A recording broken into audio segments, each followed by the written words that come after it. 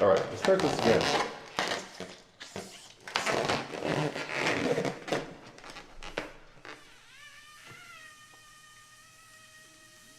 Yeah, some low notes, some low notes. And let's put some tension.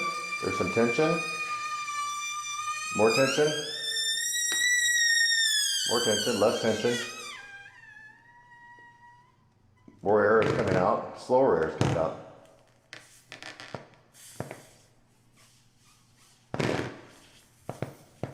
Now no vibration, because it's too wide of an aperture there. Now we'll close the aperture a little bit.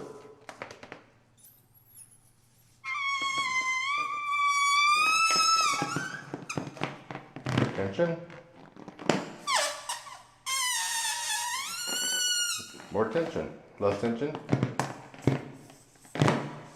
No tone, too wide of an aperture. A little bit of a tone, and lower. Add tension. Less tension. Less tension. Less tension. All the way down to no tone.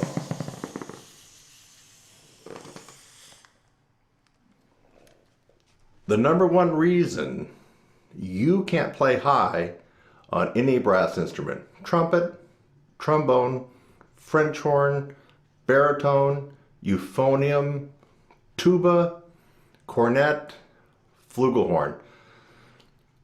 If you play one of those instruments and you are having trouble going upstairs into the upper register, there are quite a number of reasons why you might be having trouble, but there's a number one reason. There really is a number one reason, and I can say this because I've demonstrated a lot of the other reasons here on my channel. Various sizes of mouthpieces, great professional horns, horns that are crappy and should be made into a lamp, lower level student instruments.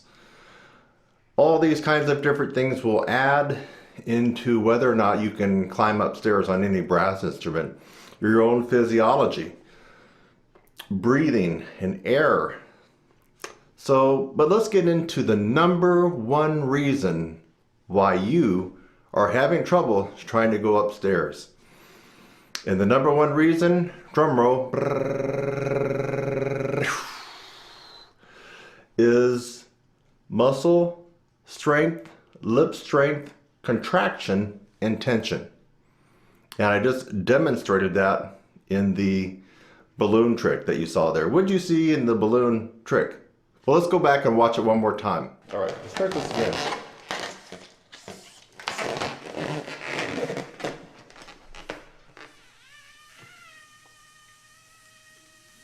Yeah, some low notes, some low notes. And let's put some tension. There's some tension. More tension. More tension, less tension. More air is coming out. Slower air is coming out.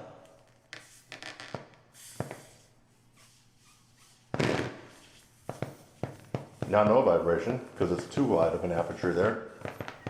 Now we'll close the aperture a little bit.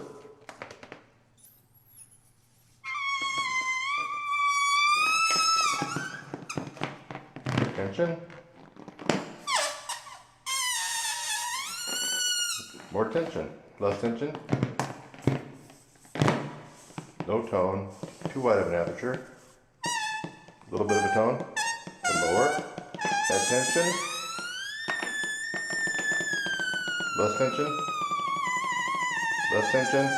Less tension. All the way down to no tone.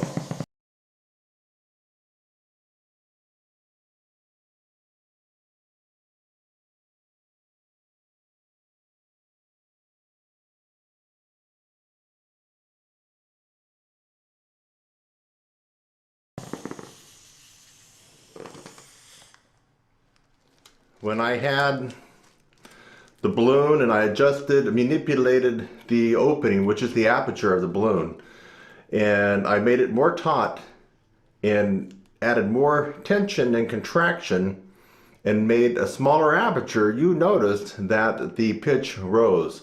When I relaxed things here, the pitch went down.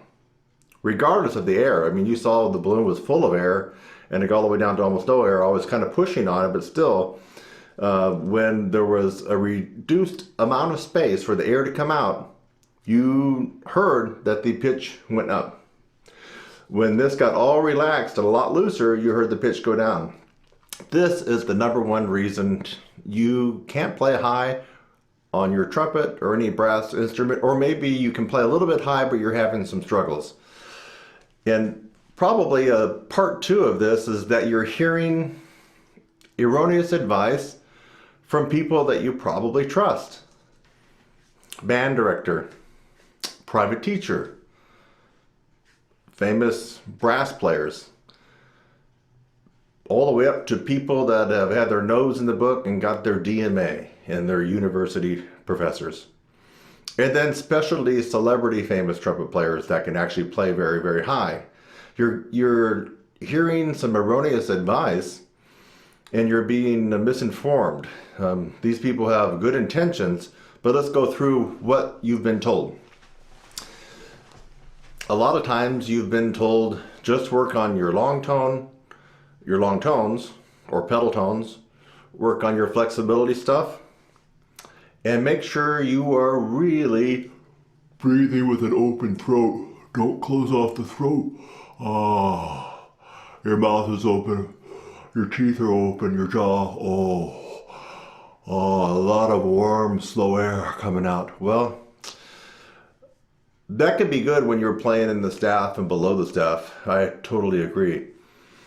That setup of warm, slow air and this big correct breath and your throat open and everything open is really going to jinx you when you have to go above the upper register. And so let's go back to the number one reason and the premise for this whole video. I boiled it down. In fact, I went through a lot of my videos. I don't think I had one video that just targeted this number one reason. So this can make it clear. Tension, lack of tension. Strength, lack of strength. Contraction, or a lack of contraction. So for example, my arm is not contracted. See? I'm gonna show off my muscles here. I haven't worked out in a while, but still, it's pretty loose. Look, not contracted. That's not contracted. Now if I contract it, I got some pipes, baby. I got some pipes. That's contracted and hard. That is the contraction I'm talking about here. If your lips are not well conditioned and not well strengthened, you won't be able to get the contraction you need to be able to play with power, accuracy, but more importantly, to be able to go upstairs. And why is that? Let's go back to the balloon. The balloon, you may not have been able to see it. And of course, the balloon is not a perfect example of exactly what's going on with our lips, but it's pretty close. When you saw me stretch it, I'm not wanting you to stretch your lips out, but what was happening was when I was stretching it, I was reducing the aperture of the air coming out of the balloon. By stretching it, I was actually forcing more tension from the top part of the balloon beat the bottom part. So there was more tension coming in, reducing the aperture, and you heard the pitch go higher. You have to have this ability here to be able to add the tension, keep a narrow aperture, and that comes from the muscle contraction like you saw in my arm. Well, that contraction has to happen in your top lip and your bottom lip. If you don't have the strength to make that contraction happen, you're just going to have troubles and you're not going to be able to get into the upper register. That's why you see me doing crazy stuff. If you checked up my channel, I'll pick up, in fact, I have the mouthpiece right here. I got the world's largest Bach trumpet mouthpiece. It's the Bach 1. See if I can get out of the way. And it's not necessarily important that you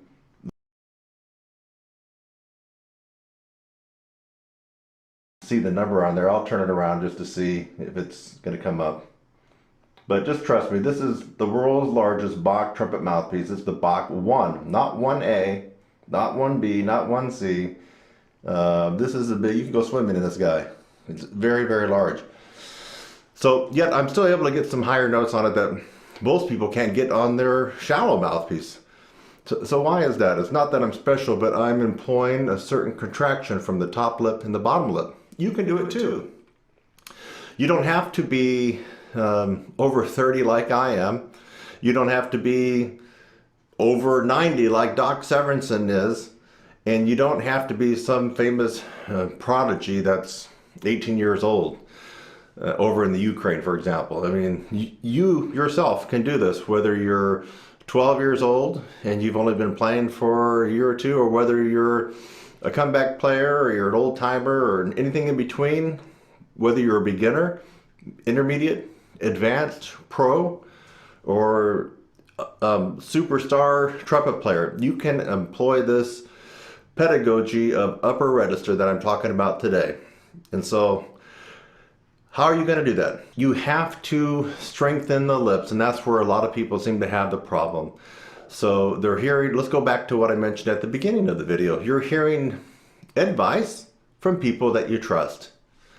How many of you people are 13 or 14 and you trust your band director? Raise your hand. All of you raised your hand because you trust your band director. He or she knows a lot more than you do, and that's true. And so when they tell you to do this or when they tell you to do that, you're probably going to listen to them.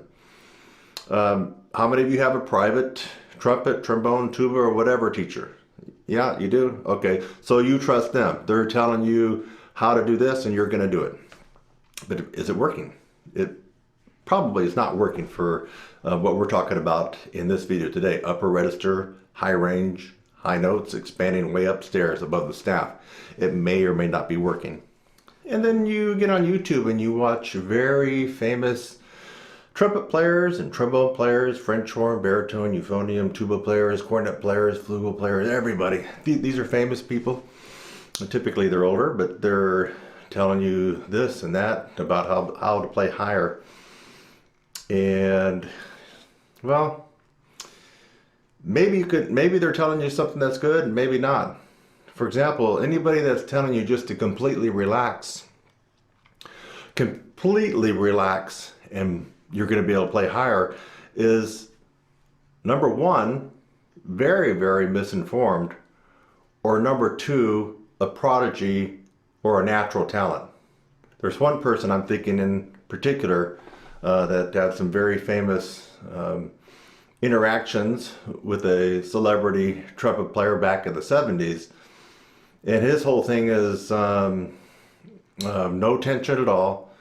And you have to set the mouthpiece a certain way.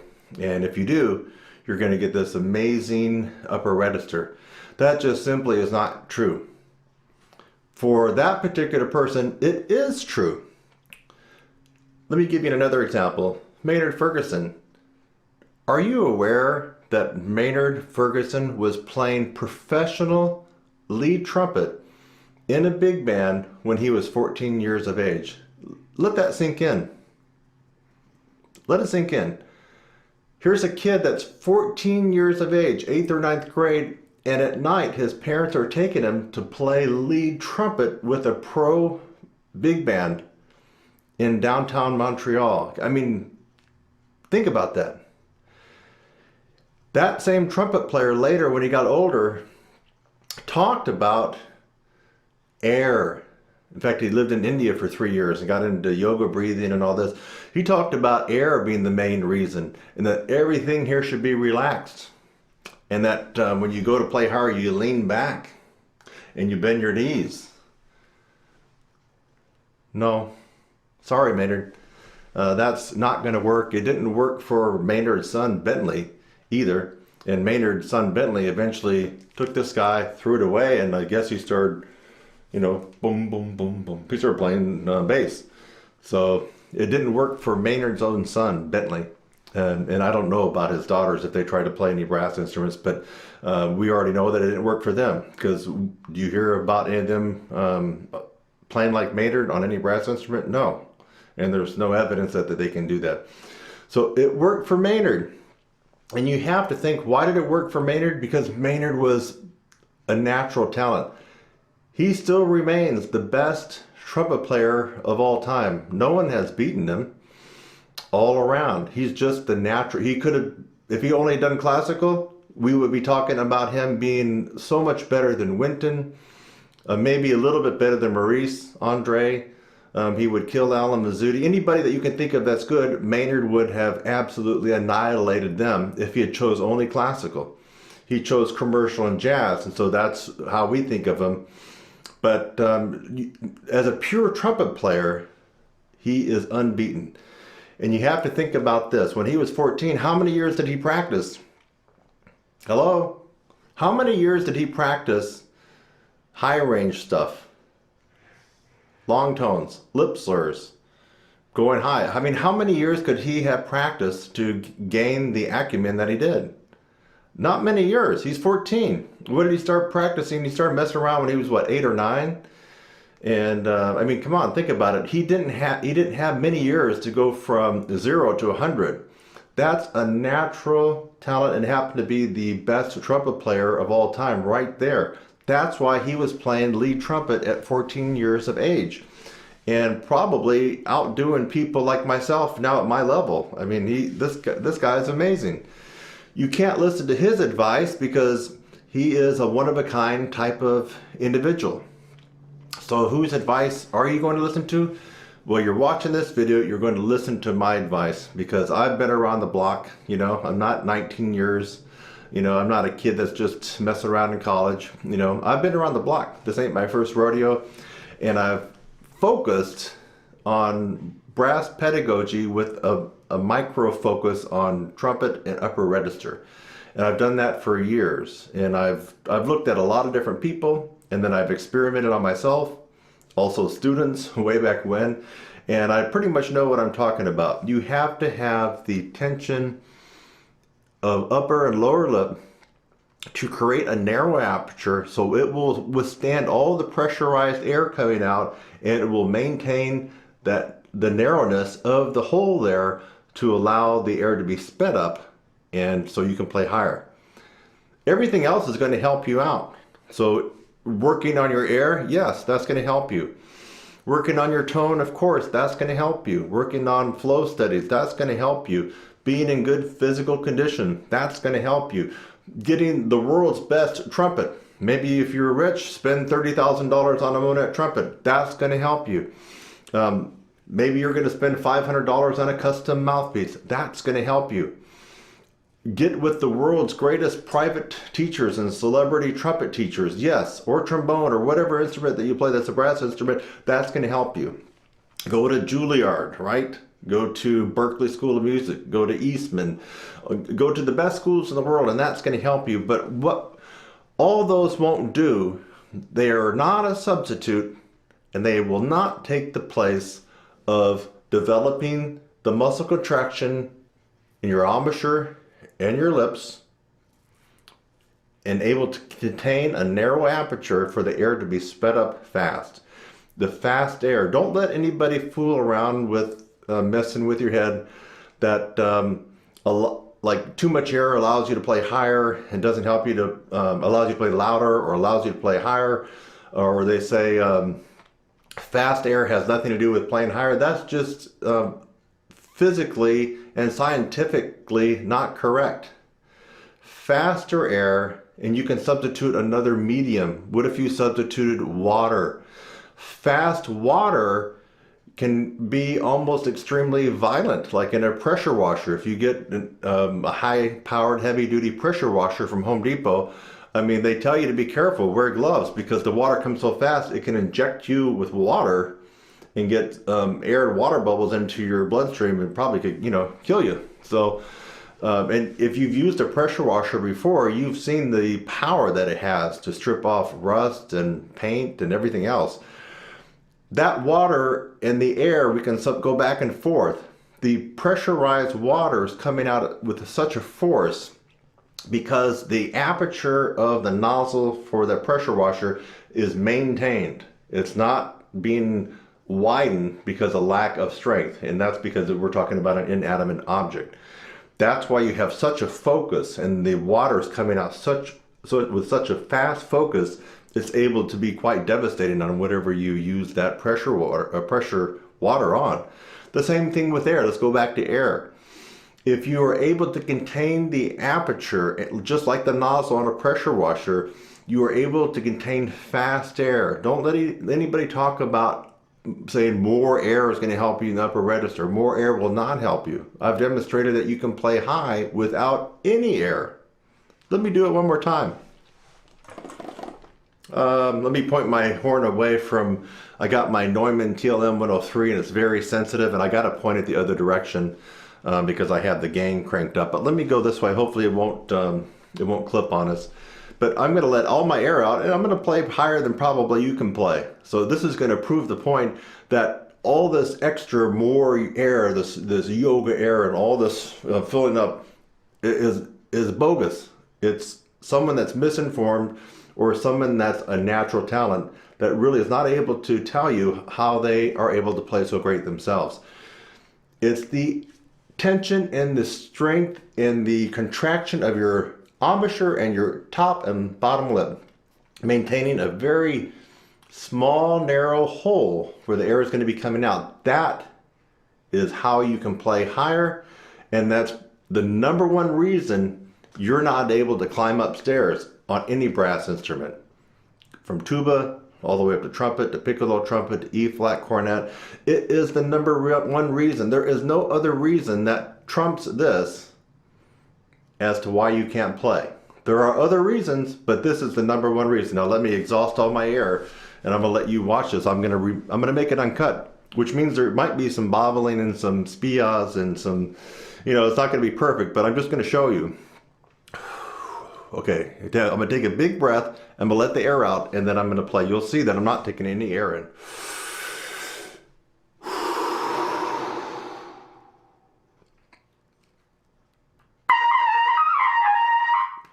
That was a high C with no air. Let me try it again. I probably can go higher.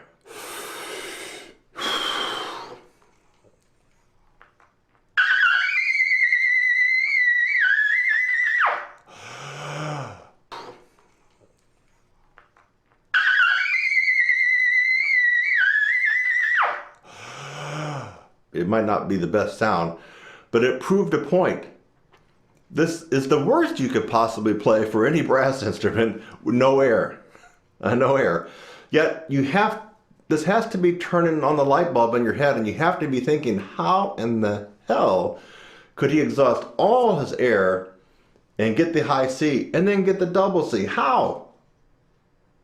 When my teacher tells me to suck all the air out of the room, keep your throat open, your jaw drop down low, and use a big mouthpiece, and you're going to be able to play high.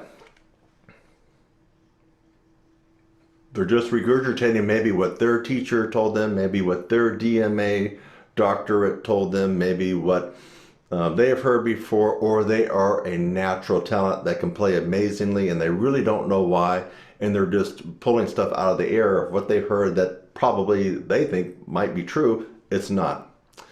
So go back, rewind this, and watch me play a double C with no air. No air, but just the air that's trapped naturally in my mouth.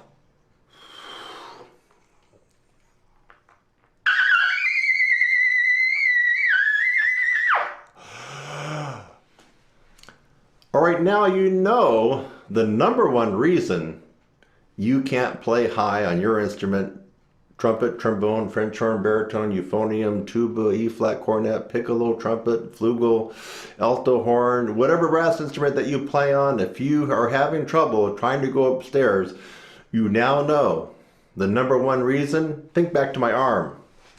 See? Soft, squishy, squishy, right? Squishy, squishy. Now I contract it. Boom. Hard. Hard. Contracted. Contract your embouchure. Contract the lips towards the center and down with tension. Keep this pinprick of a hole, keep that narrowed and unflinching.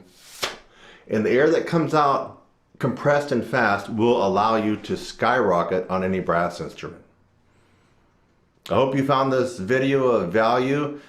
I've been trying to distill a lot of the stuff that I've told you over the years, and I believe that this is the most salient and poignant advice and I really feel like I'm revealing the number one reason why just about any brass player can't go higher. It's they don't have the muscle power and the contraction and the tension to keep the aperture at the smallest and the most narrow as they go higher. What happens? You don't have the contraction, the strength, your lips will slightly part. And when they slightly part, it might not be noticeable to you, but that is what's going on. And when the lips can't quite contain that air and the aperture just widens just a millimeter or just a fraction, your range is either stymied or goes down. That's just the facts. Dem the facts, folks. So, if you found this video of value, please hit the like button. If you haven't subscribed, I just want to let you know I do have 1 or 2 videos on my channel that you may want to check out. I'm getting up to maybe 10. So, you know, you got 10 videos you can go through. So do subscribe. Hit that little bell thing because that's a notification when I put up new videos that you might be interested in. If you want to peruse through my website, it's trumpetsizzle.com. Trumpetsizzle.com. I have a lot of new things coming out. Practice aids. I've got some different versions of my brand new 2019 16-week updated upper register course for all brass instruments. You might want to check out my site, trumpetsizzle.com. I'm Kurt Thompson, and again, I hope that you and I interacted through this video and you got my message about what is the number one reason you're having problems going upstairs. I'll see you in the next one.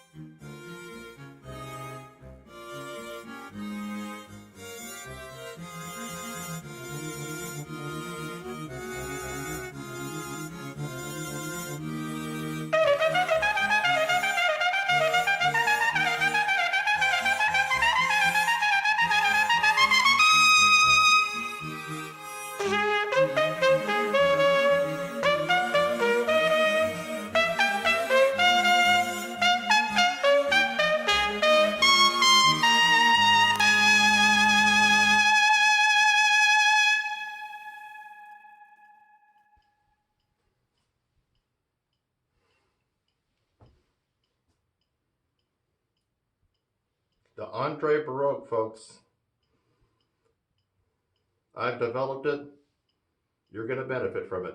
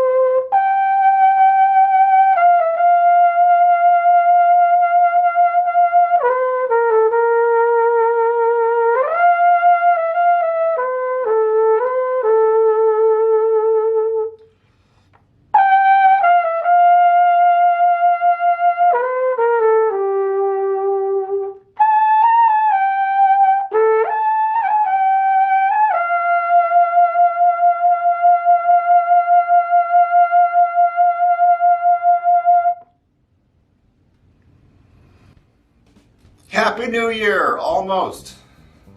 By the way, that was Kurt Thompson, moi, on the new Sizzle Jazz flugelhorn. It's a gorgeous, beautiful horn, inside and out. And I've already kind of let me get out of the way because this camera's kind of funky. If I'm in the frame, it doesn't like to do close-ups. Hopefully you can see the Sizzle Jazz on the horn. That is the brand of this flugel. It's a beautiful horn. Beautiful, smooth valves. Hey, it's Kurt Thompson, and I wanted to give you 3 tips, maybe a bonus or 2 as well, to start the new year right. Or if you're watching this and it's in the middle of the year, maybe you're trying to start a new chapter in your life or turn over a new leaf and just begin anew, begin fresh. And this is a couple of things that you could try. So number 1, don't be intimidated. There is a psychology to playing just about any brass instrument, especially when it comes to trumpet. What makes trumpet different? Because you are going to be heard, ladies and gentlemen. You are going to be heard. I played all the brass instruments in various organizations, and when I screwed up on trombone or when I screwed up on tuba, no, not too many people cringed. You screw up on trumpet, above the staff, especially at the end of the song, everybody will hear it, everybody in the audience will hear it, and then people outside, it's a whole different ball game. So there is a psychology to playing the brass instruments, especially when you are almost out there naked and you're playing trumpet. I mean, there's a psychology to it. And so here's my first tip. You have to break through the psychological barrier, and the number 1 barrier I see for people wanting to improve their range and endurance is they don't ever try to test their limits with their range. That doesn't even seem logical, right? Someone that wants to get better, someone that wants to play higher, play with more power, play with better endurance. Yet it's like one of the number 1 things when I ask, hey, when's the last time that you tried to go for a double C? Or if it's a pro player, when's the last time that you really crunched down and tried to get that double E, that triple F sharp, that triple G? When was the last time? A lot of times either it's a nada or it's a no-go, or they're scratching their head like, well, I think I did something last month. If you are intent and serious and motivated, you should know the answer to that right away. You should say, I did that today. Kurt, I just did that yesterday. Kurt, I just did that 2 days ago. You know exactly when you did that. Not, well, I believe sometime maybe last month I went for a high C. No. So the reason people don't do that, they don't push their limits, is psychological. It's kind of intimidating to go up into the sky, and maybe you've had bad experience before and you just don't like what happens. So your number one tip right now is to break past your psychological barrier. If you're watching this before you practice, get out your horn. And of course it's flugel for me, but usually I'm on my trumpet. So go ahead and get out whatever instrument that it is. It could even be tuba. It could be euphonium. And go ahead, and I want you to go ahead and play to your limit and push your limit beyond.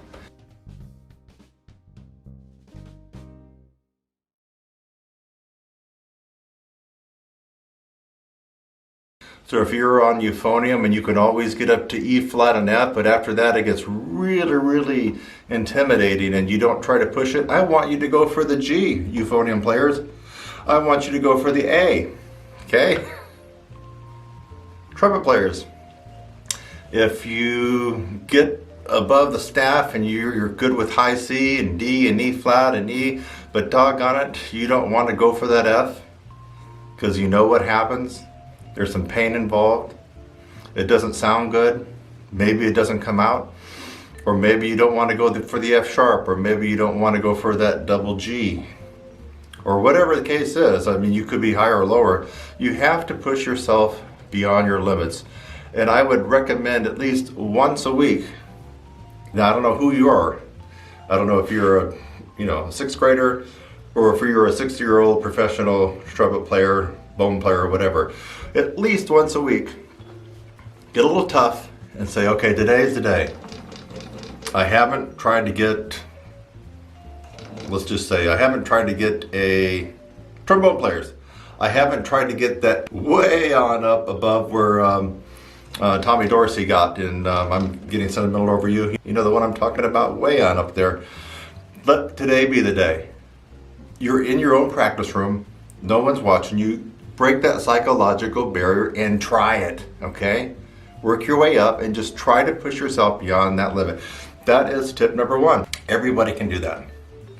I promise you, if you have 52 weeks coming up in 2020, that's 52 times for the year of 2020, you could try to push beyond your limits. What do you think is going to happen after pushing beyond your limits 52 times? My guess is you're going to improve. My guess is that the limit that you push through will be the old limits because you'll be comfortable in that particular range. It's going to be an overall winner. So that's tip number one. Tip number two, articulation.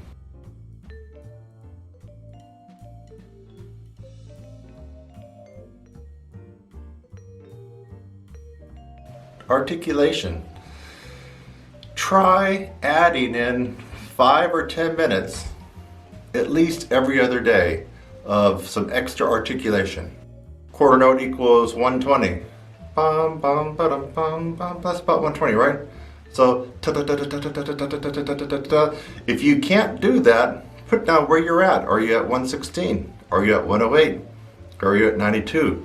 Or if you're a whiz at classical music and maybe even an advanced or pro player, maybe you're way beyond 120, maybe you can single tongue at 132 or 138. Write that down and try to best yourself every other day on single tongue. Add in K tongue, double tongue, reverse double tongue. Now you guys know what that is, right? Add in kata kata kata, kata kata kata kata kata kata kata kata, right? Kata kata kata kata kata kata. Add in that. How about your triple tongues? Ta-ta-ka, ta-ta-ka-ta, ta-ka-ta, ta-ka-ta-ta. How about ka-ta-ta, ka-ta-ta, ka-ta-ta, ka-ta-ta? That's like your reverse triple tongue. Add in articulation. My point is add in articulation. The worst offenders happen to be the professional jazz trumpet players. I've known a lot of you through my lifetime. Maybe even Sam Noto, a guy I played with a long, long time ago at the Royal York Hotel in Toronto. Maybe he might even agree to this, that the professional jazz trumpet player is lacking sometimes when it comes to articulation. I mean, really buckling down and working on your articulation. Why would that be?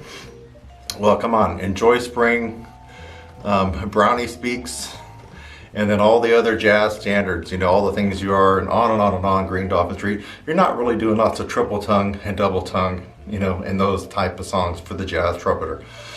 I'm here to tell you, jazz trumpeters and everybody else, if you would just add in some articulation, at least 5 or 10 minutes every other day, by the end of 2020, or whatever year you're watching this video, give yourself a year, you're going to be overjoyed as to what happens with your playing. You're just going to have more command of your instrument. I believe you're going to have an improved sound, a more crystal clear pinpointed attack, and who knows, you might even increase your upper register just a little bit. At the very least, you're going to have just a lot more colors and a lot more pops when you go to play your instrument, especially you pro jazz players. You're going to be able to put a little bit more pops and a little bit more sizzle on those different notes that you want to get. So that's my tip number 2. Add in 5 to 10 minutes of articulation in addition to what you already do every other day, at least 5 or 10 minutes every other day. Now for you classical only players, maybe you can dilute that down, because maybe you already spend an hour on what I'm just talking about now, and I'm not telling people to spend an hour on it, but if you're a classical person and that's all you do, then maybe you have to substitute something else. Maybe for you, you have to add in 5 or 10 minutes of lip trills, for example, or 5 or 10 minutes of some other part of the instrument that you tend to put on the back burner. Tip number 3, at least once a week, turn one of your practice days into piano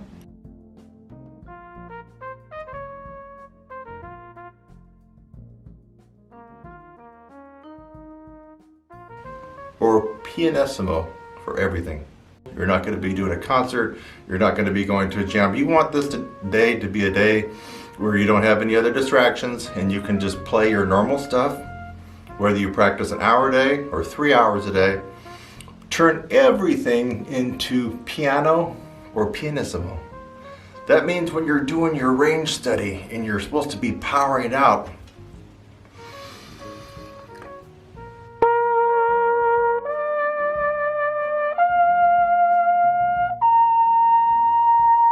I want you to go even softer, because it's going to be your pianissimo day.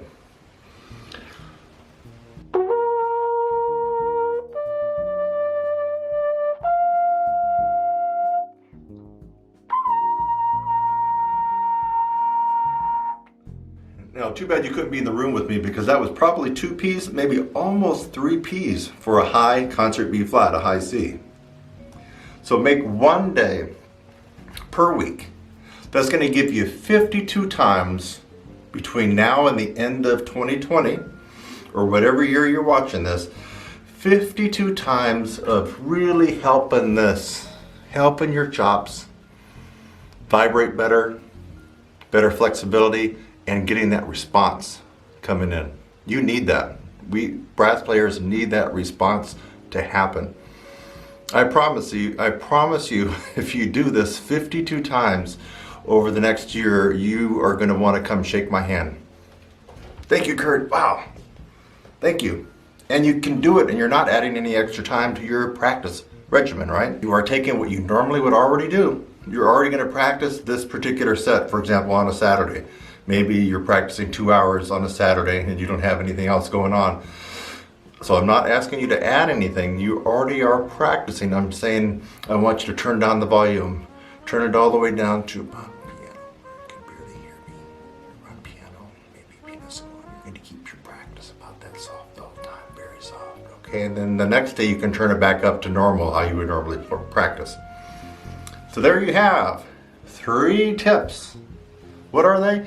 They are all things that you can do, and you don't need to buy anything. You don't need to find another teacher for this, and it's just easy. What was the first one? Do you remember? It's about this, about the brain. Don't be intimidated by your instrument. Trombone players, I'm getting sentimental over you. Don't be scared to get up to that super duper way, way above the staff. Don't be scared. I know you probably can't play that note, but I want you to have the psychological mindset to work your way up there. At least break through those barriers. Don't be intimidated by those notes. Same goes for all other brass instruments.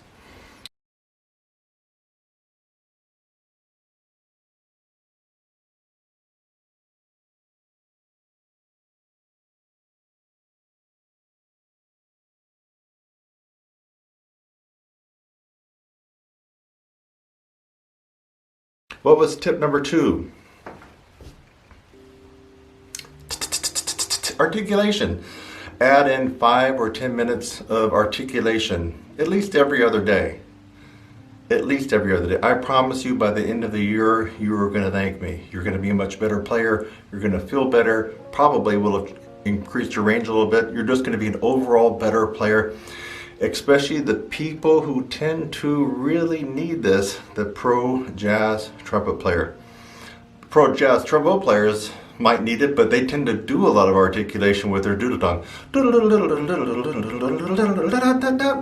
Pro trombone players tend to have a lot more action going on with their articulation than your typical pro jazz trumpet players. So you guys need to add in this tip number 2, your articulation, 5 to 10 minutes. Get out the old Arben's book, or if you don't have a book, you could just work on scales, right?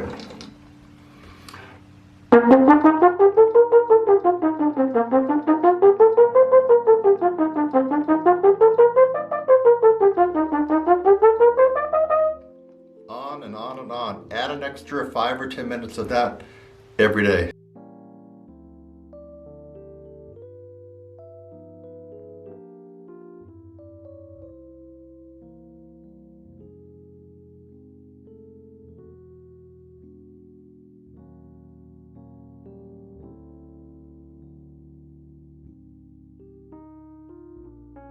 What was that 3rd tip? I said to turn down the volume where you really can't be heard that much, down to piano,